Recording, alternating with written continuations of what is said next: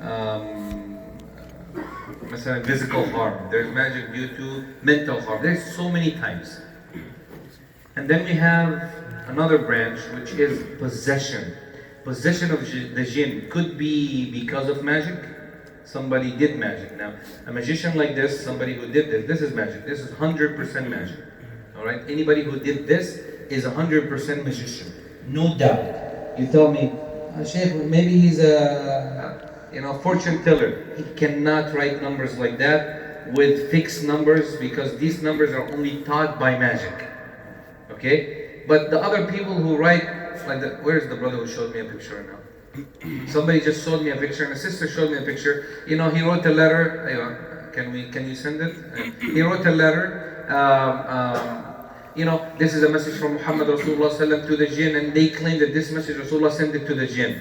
And that's somebody who was just sitting down doing nothing in a cold weather. He felt like write something up and send it to people. Why not? It will benefit them, even if it's a lie.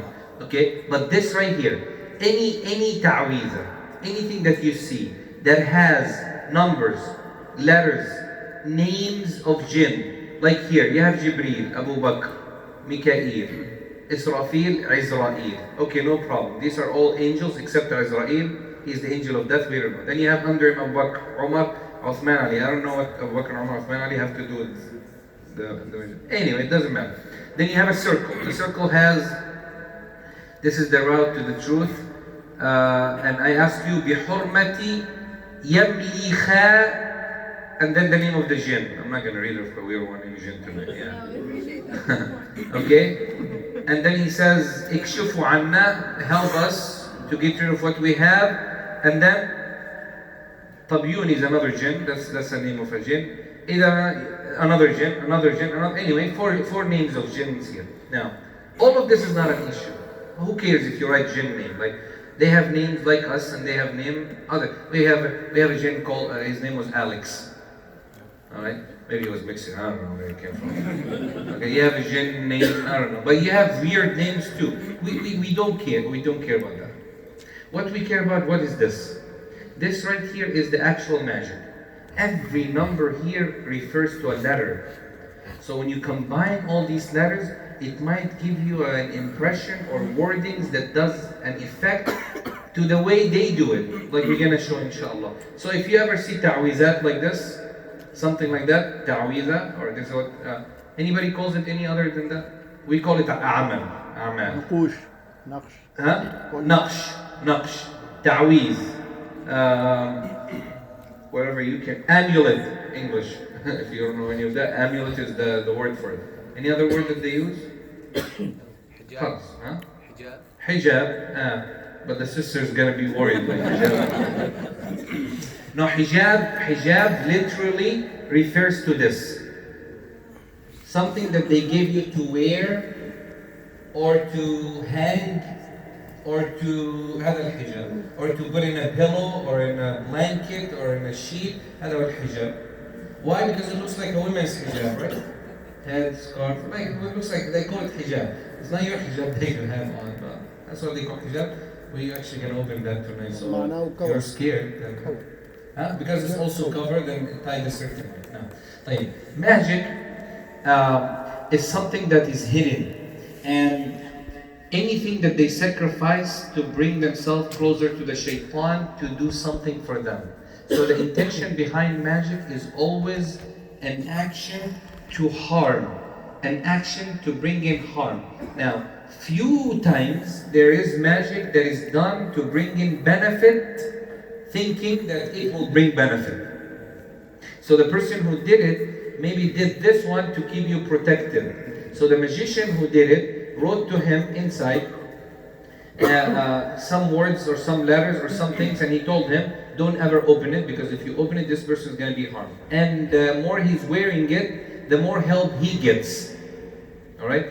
Now, let's just say you wear it and things gets better. That could be from the shaitan trying to convince you that what you have is what brings in goodness for you. Like you have a new job, you send in your resume, right? Shaitan knows that they're going to accept your resume. So when you wear this thing and you go, they already accepted you. They by the qadar of Allah, not by them. Then you go and you say, oh, this thing actually, it did work. So your heart is connected to that. So what? What's the problem? We still got the job. يقول النبي صلى الله عليه وسلم من علق تميمة فقد أشرك. Whoever hangs an amulet, he disbelieved in Allah subhanahu wa ta'ala. من علق فقد أشرك. Here you go. You hang it, you believe in it. That's why we don't even hang Ayatul Kursi or pictures of Quran on our shoulders or on our chest as a necklace or something. Why? Because we don't want to go into that route. Even with Quran, yes, because Quran is a healing by the command of Allah. Quran is the words of Allah. For Quran being the words of Allah, it brings in cure. And that's different between words that are in the Quran and outside words. Why? Because it came from Allah, so it has mercy and shifa. So even though I know some ulama allow that, personally, I tell people don't take a route that might lead you to your heart being connected to other than Allah. When Ibrahim alayhi salam, he loved his son so much, Ismail, and his heart was connected to him, and Allah saw that love. يقول ابن القيم فإن الله غار على قلب عبده. Allah subhanahu wa ta'ala, but not the jealousy we understand, was jealous from the love of Ibrahim to his son, that he commanded Ibrahim to do what? To slaughter him. And when he fulfilled the command, he proved to Allah that it's only Allah in his heart. So Allah said, here's a sheep, don't slaughter your son. So imagine that. Allah wants this heart to only connect to Him, not means of life. You know, you could get the job you want. Subhanallah, you start that job, you're so happy, problem starts at home. Now, when you had no job, things were going smooth, you were going to have... So you don't know what is good for you, what's not. So leave it to Allah subhanahu wa ta'ala. طيب. حكم تعلم, ruling of learning magic. طبعا anybody who wants to learn magic, there are three types. The Prophet ﷺ forbid, hadith narrated by Imam Bukhari and Muslim. He said, avoid 7 things. Among them, learning magic. قال من عقد عقدة ثم نفث فيها فقد سحر ومن سحر فقد أشرك ومن تعلق بشيء وكل إليه. This hadith, he said, the Prophet ﷺ said, whoever ties a knot, this right here, I don't know if you could see it, that's the problem. I'll show you through that. Don't be scared, don't be scared. Alright? What is a knot? A knot is this thing right here. This is a knot. Yeah, you tie something and you make knots. The Prophet ﷺ said, whoever ties the knots, okay? And this is for anybody who wants to perform ruqyah. As soon as you see something like that, like this thing that came to us today, it has some knots. The first thing you need to do is what? Huh? Untie it. Of course, you're going to read قُلْ أَعُوذُ بِرَبِّ الْفَلَقِ قُلْ أَعُوذُ بِرَبِّ النَّاسِ. And then you untie it. Why? Because as long as the knots are tied, the magic continues. Mahukalik somehow to untie it. This is not real, this I just made it myself, this is not magic. So I keep it like that just to show people. But this thing right here had some knots where I brought the scissor, okay? And then you take the knot, you say, you read, and then when you come, وَمِن شَرِّ النَّفَّاثَاتِ فِي الْعُقَدِ. And naffathat are the ones who does what? This is what magicians do. They bring this thing here, okay? This is an actual magic, this is a real magic. They brought in this, it got broken, maybe TSA through security. Yeah, they mess with my stuff all the time. Let them. They don't know what's in it. Anyway, so this was tied around it. Now, you open up this knot, you cut it. You say, وَمِن شَرِّ النَّفَّاثَاتِ. They tie it around the magic, and they go like this. They read certain words, certain talsam, or certain specific words, and they go, and they blow in it. And then they go, and they blow in it. And then they go. That's why we also, when we read, we do what? We blow back, we say, let's see whose blowing is better. Right? We have the Quran, alhamdulillah. And the Prophet ﷺ did that on Al-Hasan and Al-Husayn. And let me give you the narration of the blow, by the way, because my sheikh narrated the blow. Anybody know how to blow? When you see some nightmare, for example, what do? Huh? Yeah, see, this is the problem. That's why your husband wakes up wet. You know, his face is like, what happened tonight? And they go, and then I saw shaitan. No, he didn't say shaitan, he was just revenge. You don't do that. The sunnah of the blow as narrated to the Prophet ﷺ through the route of Abu Hurairah radiallahu anhu. I don't have the chain with me, so if somebody wants the narration, they could call me later.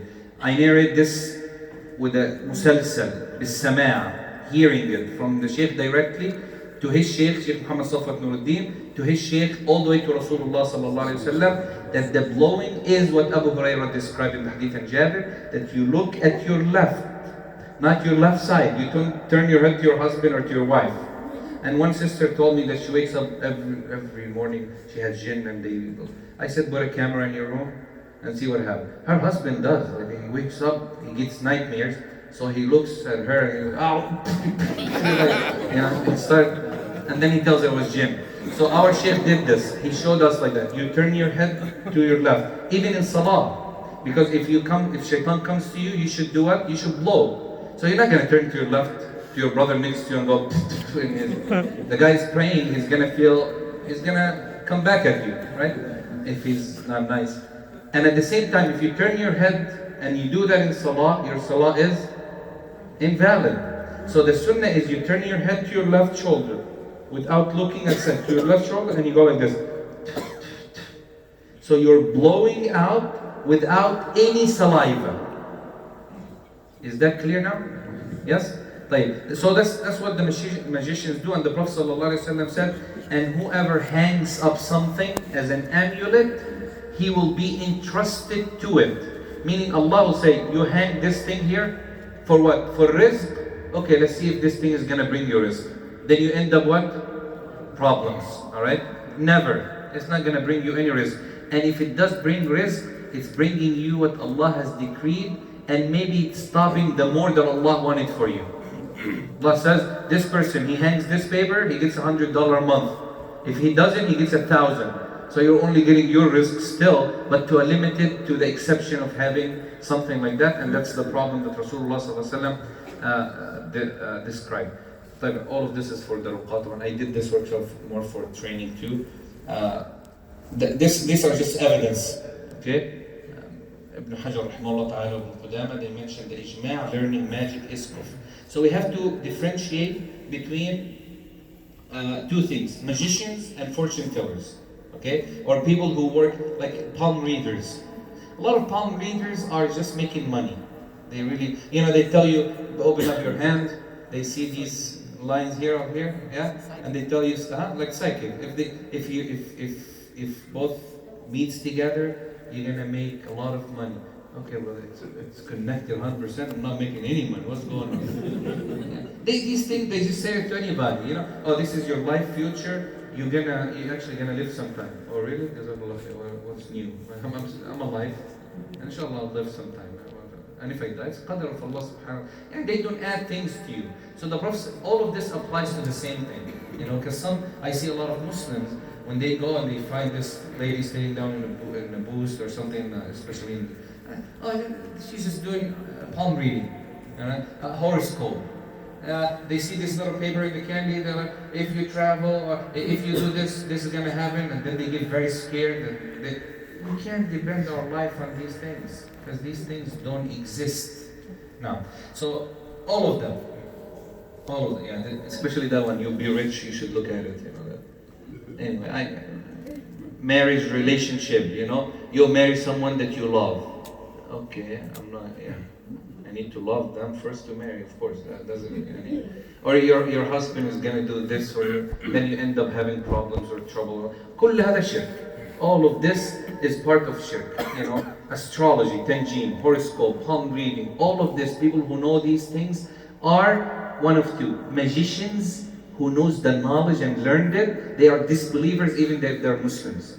And people who learn this knowledge but they're not into it, they don't have the knowledge of magic, they are, what do you call them, psychic, fortune tellers, making money, ripping off people, that's all. And most of what they said doesn't happen. You know what? Today you're going to hear something good. Okay, if you walk in the street you're going to hear something. What's new? Alright? Or bad news will come to you. And then you wait. You go back to him second day, no news. Oh, it's coming. Then this person lives in pain, depression, hardship, grief and sadness because he's waiting for what? For the bad news. 5-6 years, and then this person is already, what bad news? We all live in this dunya as a test. One day is good, one day, subhanAllah. So what's new? If the bad news comes, we'll say alhamdulillah. If the good news comes, we'll make sajda, we'll say alhamdulillah. And then we are rewarded for both the sabr and being thankful to Allah subhanahu and the shukr to Allah subhanahu wa ta'ala. طيب. This, how did this come in here? I don't know. طيب. No, I'm not going to teach you that. Sorry, I'm not. Yeah. How do magician? That's an actual magician in the United States. Anybody knows that? Okay, good. Right. See, these are the ways that the magicians do their magic, and it's I just can't teach it. It's teaching it will bring in more harm than benefit. The reason this slide is here because I taught it to mashayikh and ulama and scholars who are going to train. So I needed to teach them what the other side is doing, teach them the disease so they could find a cure. I don't think any of you need it, inshallah. But these are types. We have the swearing, al-iqsam, disbelief, okay? We have backward. Backward is one of the worst. Slaughtering, impurity, najasa, tanjim, certain star, trace, swearing in garment. They have something like that. Now, التنكيس, for example, this is one thing that I'm just going to mention, just to show you what do they do. They bring in the verses of Quran, for example, if they're Muslims, and they write it backward. So instead of saying Bismillah ar-Rahman ar-Rahim, they go from Mim backward. Okay, so they write it Mim, Ya, what would it be? Yani, Ha, Ra, Lam, Alif, they go backward. And they start reading it, and between each word or each letter, they have certain adhkar. They call it awrad and adhkar. It has nothing to do with adhkar, has nothing to do with, this is more magic. And they start reading it. The backward, the problem with it, it causes a lot of physical harm to the individual if it's done right. Same thing as the trace, sweating in garment. The trace here, they bring in something from that person, they read on it certain ta'wizat like they did to the Prophet ﷺ. They brought his hair comb, they brought some of his hair and they tied it around a piece of cotton or cloth or like a t-shirt kind of that he was wearing sallallahu alaihi wasallam, and they tied it all together, and Labid ibn al-Asam created the, what did you say yesterday, 11 nuts, remember that? And then he blowed in it, and then it started causing an effect and then harm to the person. So all of these are different ways to do it, and it's all as a sacrifice to the jinn. Now, let me just put a clear rule for you to know why we're warning from that. The more that the person disbelieves, the more that the help of the jinn will come. So, if you go to someone and he's able to do things for you through the jinn that he has, know that this person has already went through a process of disbelieving in Allah for the jinn to help that much. So he's not religious, he's not spiritual, he's not wali, he's not whatever you want to call him. He's a shaitan. A shaitan working with a shaitan. Now, a lot of people, they go into that due to what? Thinking that they are getting help from the angels. This is, you say, somebody will ask, Muslim person will do that? Because the jinn, they tell him, when they come to him, of course, you remember what I said? I'm not going to repeat it. Yesterday we talked about the process of 40 days. Anybody here? Okay. Nobody here from, should accuse Jamaat al-Dawah for going out 30 days, 40 days. Because people take your word and like, the Sheikh said going out 40 days is haram due to the, no, I didn't say that. Jazakumullah khair, they're going out for a completely different purpose. They chose days for a reason, okay? Just limited days so they know what they're doing. The magicians are doing completely different. 40 days, 30 days, that has nothing to do with that. So I'm free of that, inshallah. Jazakumullah khairan. So they go into the process, they do the disbelief. Now, if they cannot do what they're asking them to do, two things happen. They have to do a sacrifice, and the sacrifice might be a little tough. Or they cause them harm. So a person who goes online and our kids, they search these things up and they look into it and stuff like that. If it happens that the jinn one night appeared to them or something came up, that kid is never going to be normal again. Either he's going to take the route of following what they're telling him and do it and learn it, Or he's going to be among those people who you feel that they are insane, like they have bipolar. They don't have bipolar, they don't have medical problems, they don't have a disease. All they have is, and they go to a doctor, and then the psychiatrist says, you're completely fine, you're healthy. Depression, no, it's not depression, let's turn to something else. Bipolar, give him that medicine, didn't work, give him that medicine. And all he has is possession of the harm of the jinn that never continues his life normally.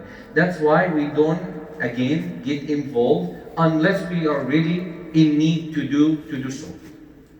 So yeah, let's move on to. See, these are all ways that the magicians do.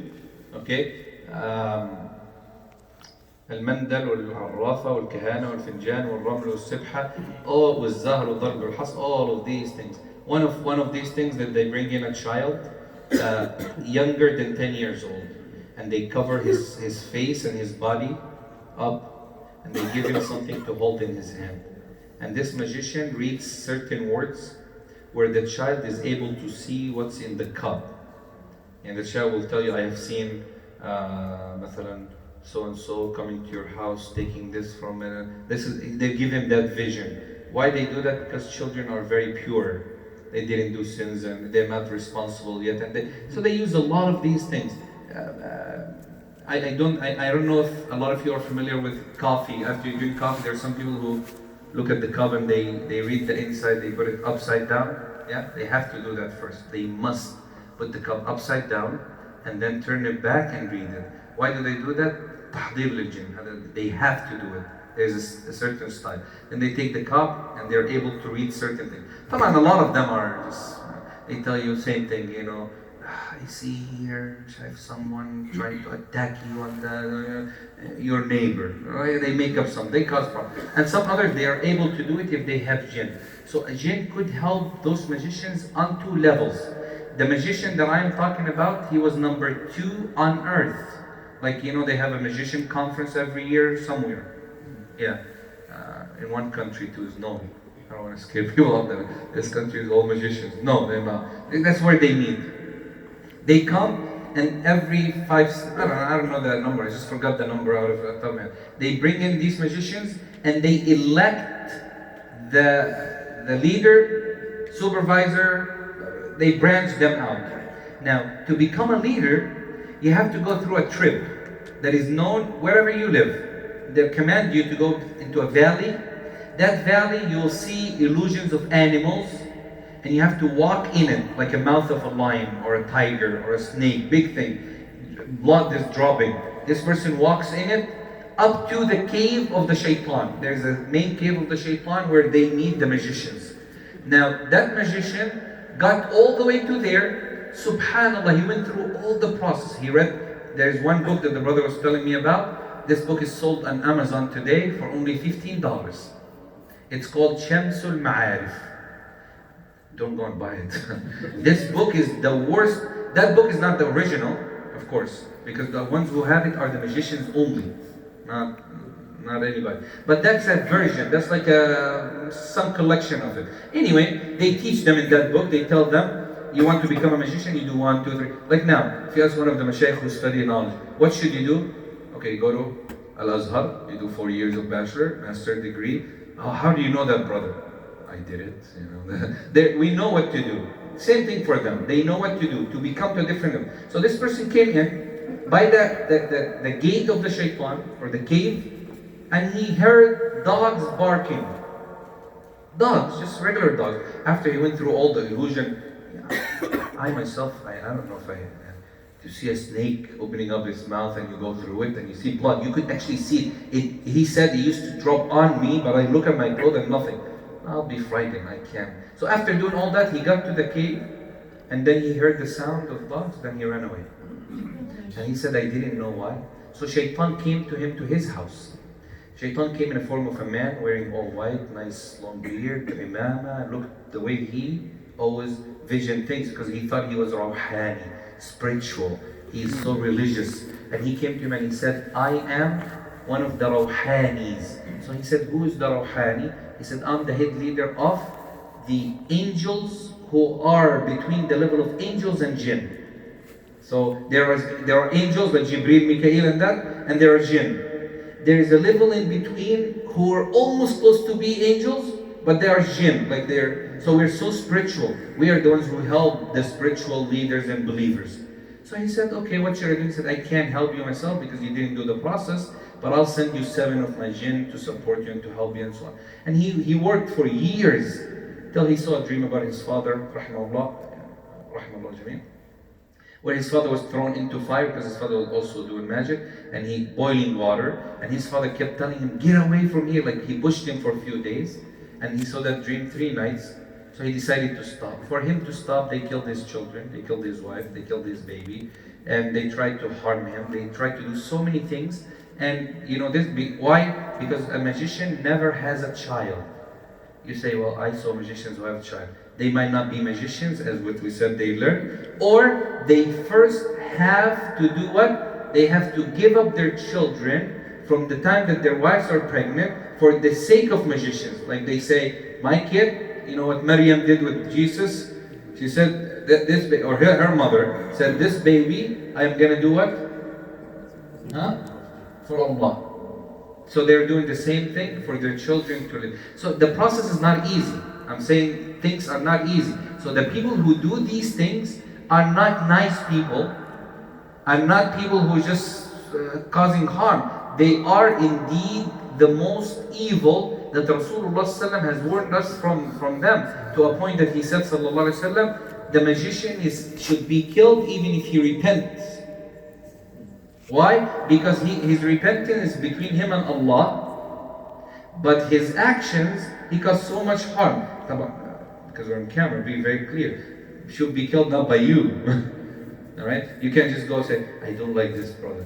He looks magician. Bismillah. You don't do that. Meaning a judge, a Muslim judge, a ruler, who takes him to prison, warns him, asks him to repent, leave what he's doing, and so on and so on. Long process and fiqh that the ulama know. طيب. أنواع السحر, types of magic. What are some types of magic that people face? Still can't believe I did that. Okay. Type of magic that people face are right here. سحر التفريق. Okay, these ones. Separation, husband and wife.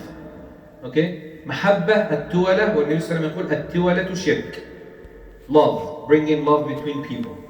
Now, false appearance, سحر الجنون, craziness. سحر الخمول, laziness. It doesn't mean you're lazy, you have magic. I'm saying they do magic for people to be lazy. Someone who's very active, someone who's doing a lot of things, someone who's very, into a lot, out of nowhere, this person doesn't want to leave the couch. He doesn't feel like doing anything. Something changed out of nowhere. Yes, number one encouragement from me to anybody who goes through any problem, see a psychiatrist. First, look into the medical treatment. You might just have a problem, they give you a little pill to take home, some water, you're fine, alhamdulillah. And instead of going through the route of magic and start thinking, it might be sihr, and who did it, my family or my friend, someone who doesn't like me.